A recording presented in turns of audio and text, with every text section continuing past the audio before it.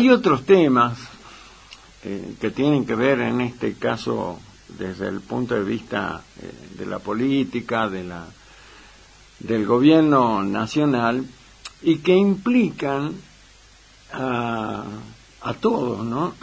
a todos los ciudadanos, y es esto que está referida a esto que desde el gobierno, días atrás, que se dio a conocer la información, ayer, anteayer, por eso lo vamos a ampliar ahora, lo vamos a comentar ahora, desde el gobierno nacional de Javier Milei, se lo ha celebrado como un verdadero triunfo, como un éxito, y que de alguna manera, dicen ellos, marca lo que es nuestra política,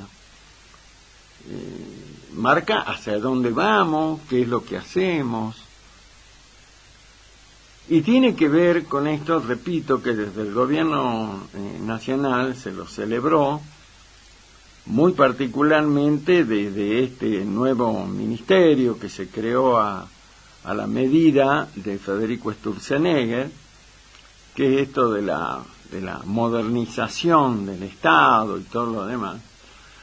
Lo real y lo concreto es que lo que se informó días atrás, que seguramente ustedes lo habrán visto, y si no, nosotros lo queremos profundizar acá porque nos parece sumamente importante, porque hace a lo que es la vida de la gente, de carne y hueso de todos los días.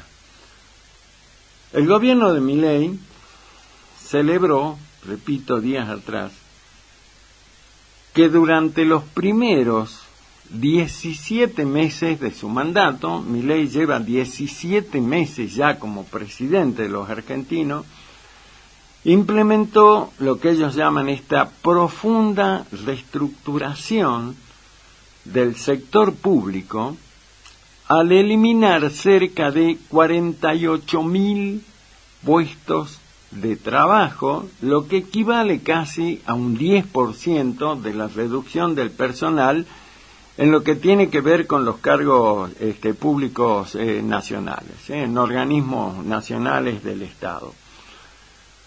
Como un verdadero éxito, desde el ministerio de Sturzenegger y también del ministerio de Toto Caputo, el ministro de Economía, y el propio Milei así lo ha celebrado, dicen, después de estas medidas que hemos llevado adelante en 17 meses, donde dejaron afuera, donde perdieron su trabajo 48.000 argentinos y argentinas, hemos logrado un ahorro anual de 1.885 millones. Para alguien como Milei, que si bien es cierto conocíamos cuál era su perfil, digamos, pero a medida que avanza su gestión, lo conocemos más, cada vez más conocen los argentinos, quién es, qué hace Milei. Obviamente que para Milei celebra con champán, con lo que sea, que el Estado hizo un ahorro anual de 1.885 millones de dólares, porque eso es lo que le importa a Milei. A Milei lo que lo mueve, lo conmueve, lo preocupa, lo alegra, lo entristece, es este tema de los números fríos, como se dice habitualmente. Para la gestión Milei, en 17 meses de gestión, que en un año hayan ahorrado 1.885 millones, es para celebrar. Bajo ningún punto de vista, bajo la órbita de lo que es la gestión libertaria, se tiene en cuenta que esto significó que quedaron sin laburo 48.000 personas, que es lo mismo que decir 48.000 hogares, 48.000 familias. Multipliquen esos 48.000 por lo que puede ser un grupo familiar, un grupo familiar de 4 personas, no pongamos de 10, de 4 personas. ¿Qué implicancia tiene eso? Desde el gobierno se argumenta que lo que hizo la gestión Milei es decir, bueno, nosotros hicimos un estudio que es el que lo llevó adelante Sturzenegger, que lo llevó a ese trabajo él, que confesó que lo venía implementando, ya lo venía haciendo desde mucho antes de que gane la presidencia Milei, ¿no? Porque estaba convencido, piensan exactamente lo mismo. Por eso es que Sturzenegger le pidió concretamente a Milei, le dijo, bueno, yo tengo este laburo hecho y esto es lo que hay que hacer. Como yo le llamo la jibarización del Estado. ¿Recuerdan ustedes que los jíbaros, quiénes eran? Los que achicaban la cabeza, ¿se acuerdan, no? Esa tribu de indios, como le decíamos, que, bueno, tenía esa práctica, ¿no? Agarraban las cabezas de los humanos y en un proceso, van a saber cómo lo hacían, lo achicaban y lo dejaban del tamaño de una bolilla. Por eso yo le hablo de la jibarización del Estado, una metáfora para referirnos a cómo es el tema de cómo se fue achicando el Estado. Sturzenegger, ¿qué le dijo a Milei? Yo hago eso, pero vos me tenés que crear un ministerio. Entonces Milei dijo, papita pa'l loro. Entonces creó este ministerio que se llama formalmente de desregulación y transformación del Estado. Ese es el nombre formal, pero en verdad, en los hechos, es un ministerio para jibarizar el Estado. Vuelvo a usar la jibarización. A partir de la creación de esto que tiene nombre y apellido, el Ministerio de Sturzenegger, ahí empezó este proceso. Y Sturzenegger, en base a lo que ya venía estudiando, más lo que profundizó con el poder que le da tener un ministerio, con todo el aval del presidente y demás, y bueno, empezó a decir, supongamos, este ministerio no sirve, esta secretaría no sirve, convengamos algo, tenemos que ser honestos intelectualmente en esto. Todos sabíamos que había en el Estado, como venía funcionando, no solamente durante la gestión de Alberto Fernández o de Cristina, sino de antes también, porque ha sido como un proceso que fue creciendo, porque cada administración, cada gobierno nacional creaba un organismo, se iba y ese organismo quedaba, ¿no?, funcionando sin saber muy bien para qué. Obviamente que el kirchnerismo, con este afán de lo que se llama el populismo, de generar el clientelismo político, acrecentó, ¿no es cierto?, la creación de estos organismos que eran muchos de ellos innecesarios, solamente creados como unidades básicas o comité, llamarle como quiera, pero eran organismos que se creaban desde el Estado nada más que para, de alguna manera, garantizar la cosecha de votos, ¿no? Por eso hablo del clientelismo político, y en términos concretos, en términos reales, no servían para nada, solamente para los que estaban ahí manejándolos, bueno, llevaran adelante hechos gravísimos de corrupción que lo hemos empezado a conocer a través de las denuncias que se han presentado desde que llegó la administración libertaria y que muchos están en la justicia. Decía de que tenemos que ser honestos intelectualmente y decir esto. Era necesario que muchos de esos organismos, o varios de esos organismos, dejaran de seguir funcionando, porque en verdad eran verdaderas cajas de corrupción, pero había otros en donde sí, efectivamente, se podría haber seguido llevando adelante una tarea mucho más adecuada para lo que se crearon en su momento.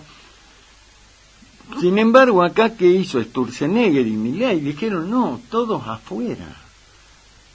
Directamente, ¿no? Pero siguiendo en esa coherencia, digamos, de alguna manera que tiene Milei, cuando Milei dice, nosotros no vamos a llevar adelante obra pública desde el gobierno nacional. ¿Y por qué? Y porque la obra pública es sinónimo de corrupción, dijo Milei. Y a partir de ahí cortó el envío de recursos a las provincias, por eso es este estado calamitoso que tienen hoy las rutas nacionales, que son realmente trampas mortales, vemos accidentes en todos los lugares del país por el estado de las rutas. ¿Por qué? Porque hay un estado que dijo, no, nosotros no vamos a impulsar esto. ¿Por qué? Porque esos son antros de corrupción. Para mí, equivocado. ¿Por qué? Porque el Estado no puede estar ausente. El Estado tiene que regular justamente la relación entre lo que es lo público y lo privado. Un ejemplo claro de esto fue lo que anunció ayer el intendente de Salta, Emiliano Durán, cuando presentó este plan menos impuestos, más inversión, donde desde el Estado se invita a los sectores privados a que participen de lo que es la vida de la ciudad a través de un montón de cuestiones, pero el Estado, Emiliano Durán no le dijo, bueno, háganse cargo ustedes, de todo lo que anunció ayer. Vieron que es un plan muy ambicioso, lo vamos a repasar en un rato.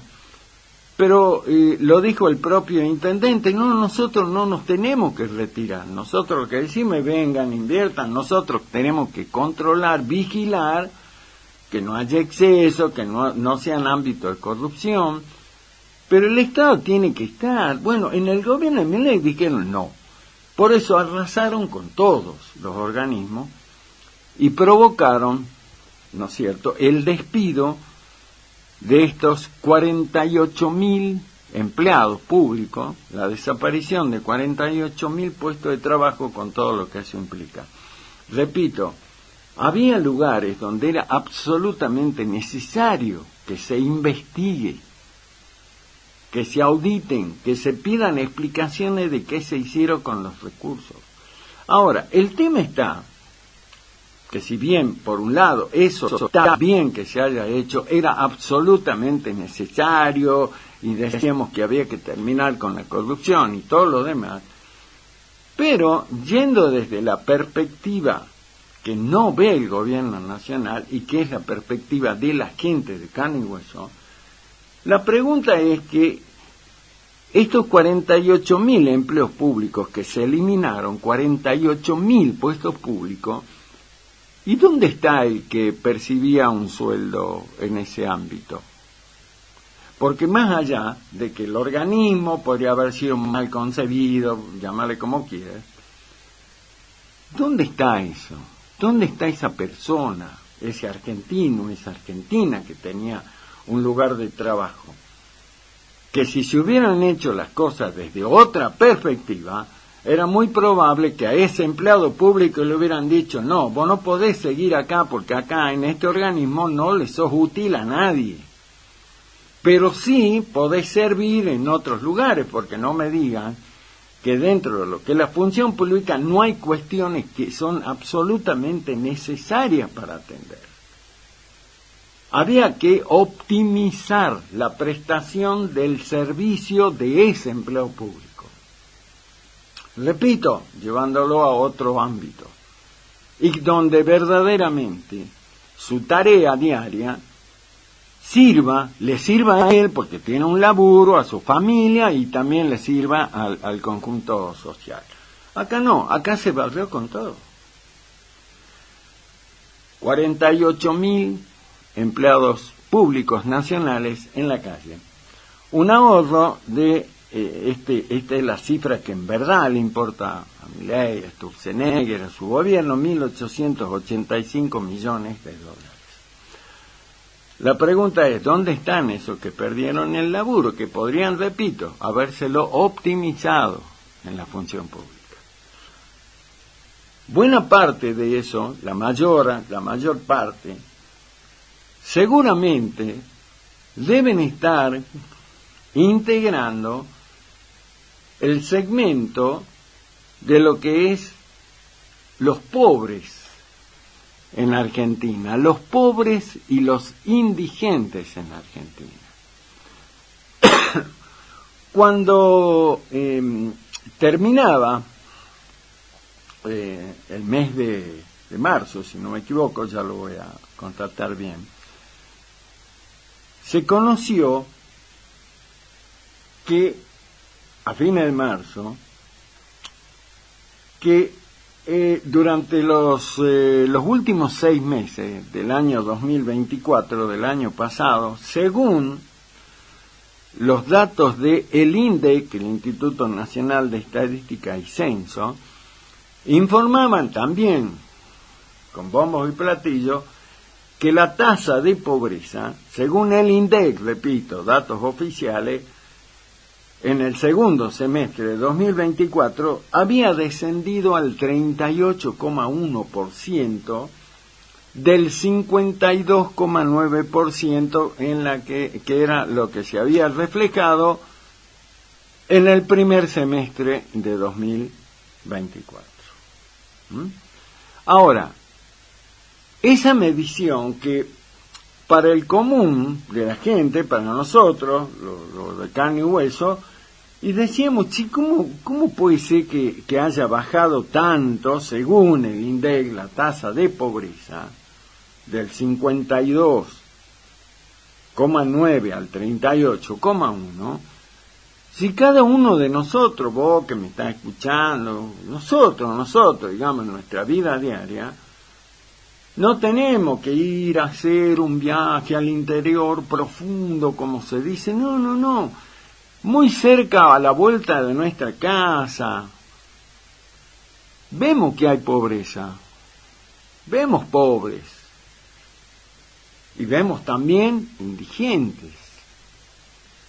Entonces vos decís, che, pero ¿cómo es esto? ¿En verdad bajó esta tasa o es como se dice por ahí habitualmente? No, es un número que está dibujado.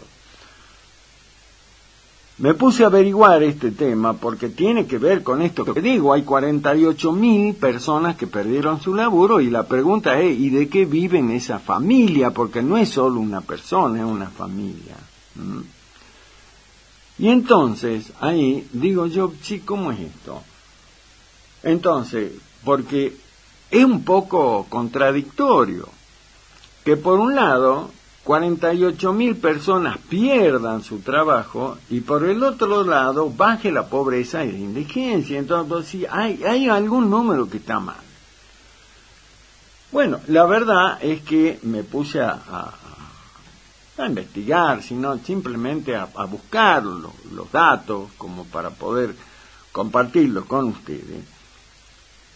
Y ahí entonces encontré aspectos que me parece que son interesantes para que lo tengamos en cuenta como ciudadanos. Bueno, lo que el INDEC da a conocer con esto de la baja de la pobreza es porque realmente el relevamiento no se hizo sobre el total de quienes vivimos en Argentina. En Argentina se estima, en el último censo, dice que somos más de 40 millones. Más de 40 millones. Bueno, de acuerdo, por ejemplo, y esto es lo que busqué. Por ejemplo, hay un organismo que es un organismo prestigioso, que es el Observatorio de la Deuda Social que tiene la Universidad Católica Argentina, a la que no se le puede endilgar que es kirchnerita, no sé. Observatorio de la Deuda Social de la Universidad Católica Argentina, donde, según el observatorio, advierte y dice que el gobierno nacional no está midiendo el tema de la pobreza sobre el total de la población argentina, sino solamente en aquellos conglomerados urbanos más importantes. Es como decir, no lo dice de esa manera, pero lo da a entender, como que la medición que hace el INDEC no lo hace sobre el total de la población argentina, sino solamente en aquellos ámbitos urbanos más amplios o más importantes, y según en números concretos lo que dice el observatorio, la deuda social dice, se midieron nada más que 29 millones de personas en Argentina, cuando en realidad hoy la Argentina tiene casi 47 millones de personas. Y repito, no se hizo en todo el territorio, en esto que muchas veces se habla, uno de ellos es el gobernador Gustavo Sanz, siempre habla del interior profundo, no se hizo sobre el interior profundo, sino sobre algunos centros urbanos. Entonces, ese dato, si bien no está disfrazado, yo no estoy diciendo que el INDEC lo disfrazó, lo imaginó, lo dibujó al número de la merma en la pobreza y la indigencia, pero sí este dato que revela, repito, el observatorio de la deuda social, diciendo no se censó, no se estudió, no se verificó el tema de la pobreza en toda la Argentina, y mucho más en aquellos sectores del interior profundo que son los más vulnerables. Repito, ¿qué dice la deuda social? Solamente se midió sobre 29 millones de personas en la Argentina, cuando la población total es hoy de casi 47 millones. Ese es un dato. Por eso es que yo decía, no puede ser, hay algo que está mal, es contradictorio. ¿Cómo puede ser? Por un lado se echan del laburo 48.000 personas, el ajuste, lo que sea, y por otro lado baja la pobreza. Y vos decís, ¿de qué viven esto que lo han echado? Inmediatamente salieron del empleo público y había un montón de gente haciendo cola fuera de las oficinas donde los echaban para decirle, vení hermano, vení a laburar a mi empresa. No. Entonces, ¿sí? ¿Cómo es esto? Lo quería compartir con ustedes porque realmente creo que esto, por eso he buscado, no es que busqué una consultora marca Acme, no, estoy hablando de el Observatorio de la Deuda Social de la Universidad Católica Argentina, que hace ver esto, que claro, si vos medís en algunos ámbitos nada más, y obviamente te va a dar que hay un descenso de la pobreza, pero porque no te metiste donde está la verdadera pobreza. ¿Qué es lo que nosotros vemos acá? Porque nosotros, convengamos, estamos en la periferia. Históricamente, las provincias como la nuestra han venido peleando contra los gobiernos desde Alfonsín, llamale desde donde vos quieras, para acá, para tratar de que los ciudadanos, los habitantes de esta región tengan un poco más de las mismas posibilidades que tienen los que están en los centros urbanos. La pelea que sigue llevando adelante el gobernador Sanz, que todos los días golpea la puerta, patea las puertas para ver de conseguir lo que nos corresponde, no la dádiva. Pero estamos haciendo. Ese es un tema para que lo consideremos, para que cuando llegue el momento de las elecciones busquemos a aquellos delegados, porque nosotros le vamos a delegar y le vamos a confiar la tarea de que nos defiendan a nosotros, nuestros intereses, lo hagan teniendo en consideración este tema. Cierro con esto. Miren ustedes cómo será esto que, por ejemplo, el presidente del ente regulador de los servicios públicos de Salta, el doctor Carlos Humberto Saravia, el Uluncha Saravia, como lo conocemos, ha planteado un tema que me parece que es muy importante y tiene un enorme valor que sea el presidente del ente el que lo haga. ¿Por qué? Porque lo que está denunciando el presidente del ente salteño, el doctor Carlos Saravia, es que el gobierno nacional ha emitido una resolución que se la conoció el lunes, a través de la cual abre un proceso de control sobre los subsidios de energía eléctrica y gas.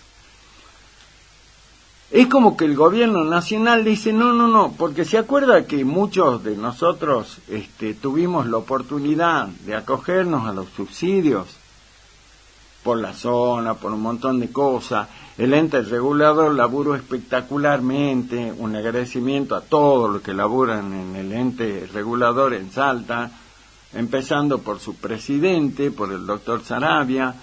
Hicieron un laburo enorme, ¿se acuerdan? Laburaban mañana, tarde, noche, recibiendo. Bueno, la cuestión es que muchos de los que en verdad necesitaban esto se vieron beneficiados. Bueno, ahora, ¿qué dice el Estado Nacional? La Secretaría de Energía de la Nación. No, revisemos. Revisemos. ¿Cómo? ¿Que no han revisado antes? Sí, para que le den el subsidio a quienes lo necesitaban. Le pidieron más radiografía del perro, de la casa. Y ahora, como la idea es tratar de pagar o de reconocer lo menos que se pueda en esos subsidios y que la gente pague como sea y si no que reviente, ahora vuelven a pedir de nuevo que Guagás van a revisar y todo lo demás. El presidente del ente, el doctor Saravia, lo dijo con pocas pero concretas palabras. El gobierno nacional, a través de la Secretaría de Energía de la Nación, lo que quiere hacer es volver a aplicar la motosierra, particularmente en el interior. A los usuarios de luz y gas del interior que siempre, históricamente, han estado en desventaja con lo que es el centro del país.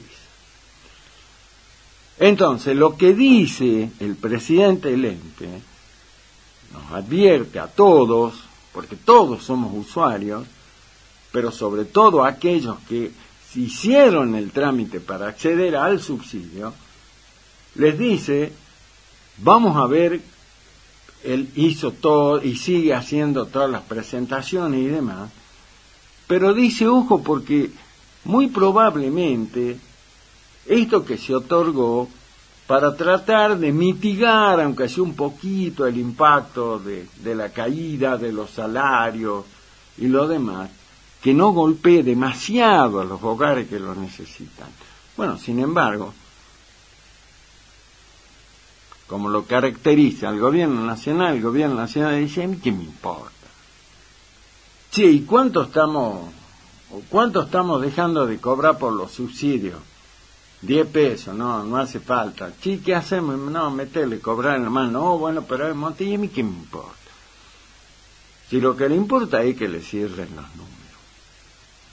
¿Se da cuenta cómo, no? Una cosa encadenada con la otra, el tema de los despidos a nivel nacional, el tema de los números de la pobreza del INDEC, porque no se auditan, porque no se verifican en los lugares donde hay que hacerlo, y por otro lado también esto de decir, no, se terminaron los subsidios. Entonces, desde el gobierno, que no tiene ningún tipo de sensibilidad, que lo único que le interesa es que le cierren los números para que Milei vaya ahora, como se va a ir de nuevo a hacer turismo a Europa, para que le digan, che, qué capo que sos vos, hermano, para que lo abrace Trump, para que lo bese la premier italiana y demás, porque eso es lo que le gusta. Y bueno, él tiene que llevar esos números. Ahora, detrás de esos números hay 48.000 tipos que eran empleos públicos que no tienen dónde laburar, ¿cierto? Hay una pobreza que no es la que ellos muestran, oficial, con los datos del INDEC, y ahora está este tema de los subsidios. ¿Se da cuenta, no? Cierro diciendo lo mismo. en defensa propia, nosotros que vivimos en una provincia como esta, que históricamente vive peleando por sus derechos, no votemos a los verdugos.